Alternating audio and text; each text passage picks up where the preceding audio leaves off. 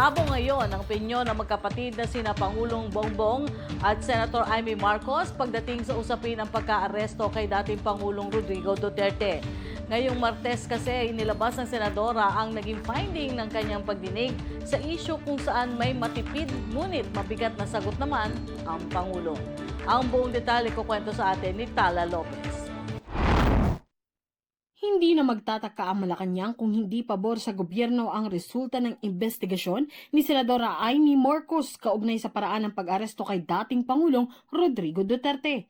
Ito ang inihayag ni Palace Press Officer Attorney Claire Castro kasunod ng inaasahang pagpapalabas ni Senador Marcos ng pinal na resulta ng investigasyon ng Senate Committee on Foreign Relations na kanyang pinamunuan sa Senado. Pahapyaw na sinabi ng Senadora na mayroong group effort mula sa administrasyon upang arestuhin ang dating presidente at kasama na rito ang planadong hakbang para pabagsakin umano ang mga Duterte. Idiniin pa niya lalo ang punto ng kanilang findings sa pagdinig sa isinagawa niyang press conference ngayong Martes.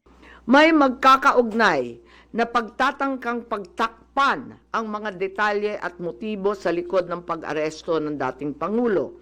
May cover-up. Habang nagpapatuloy ang unang pagdinig, tumanggi si DILG Remulla na magsalita.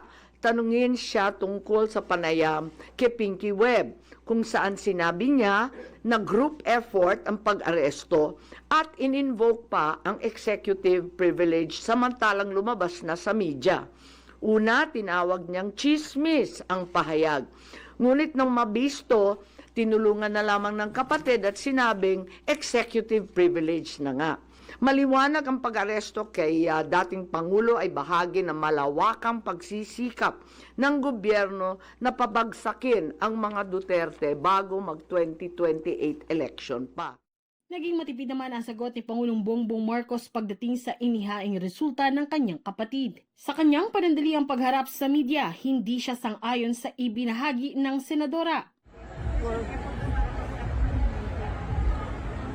Everyone's entitled to their opinion. I disagree.